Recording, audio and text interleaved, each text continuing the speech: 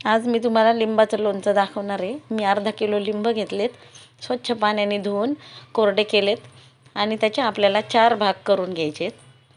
सगळे लिंबू मी एकदम कोरडे केले स्वच्छ। त्याच्यासाठी आपल्याला मिरची पावडर, साखर, मीठ आणि काळं मीठ एवढं साहित्य लागणार आहे आपल्याला। 4 फोडी करून घ्यायच्यात, त्यातल्या संपूर्ण बिया आपल्याला काढून घ्यायच्या आहेत। बघा अशा प्रकारचे सर्व फोडी करून घेतल्यात मी। आता हिवाळा असल्यामुळे लिंब फार स्वस्त आहेत।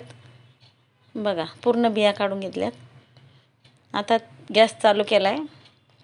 आपल्याला ते वाफवून घ्यायचं आहे। कुकरमध्ये मी थोडंसं पाणी टाकले, त्यात एक स्टँड ठेवा, कारण आपल्याला पॅक पातेल्यात किंवा एका डब्यात आपल्याला ते पूर्ण टाकायचं आहे, लिंबू आणि साखर, मीठ। आता साखर घालते त्याच्यामध्ये।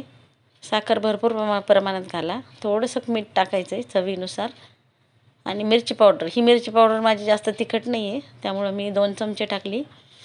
तुमच्या आवडीनुसार तुम्ही मिरची पावडरचं प्रमाण कमी जास्त करू शकता।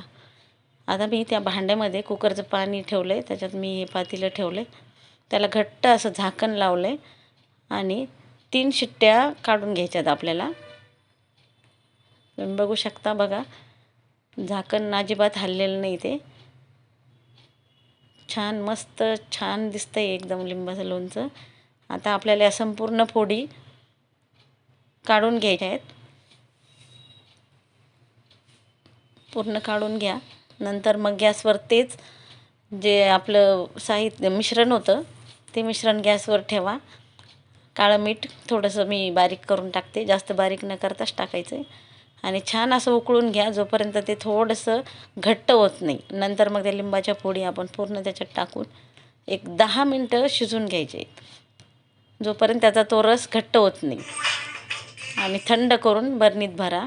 छान वर्षभर टिकणारं असं लोणचं आहे, खायला पण एकदम सुंदर। दिसायला जेवढं छान आहे तेवढंच खायला अप्रतिम आहे। नक्की करून बघा आणि माझ्या चॅनलला सबस्क्राईब करा। थँक्यू।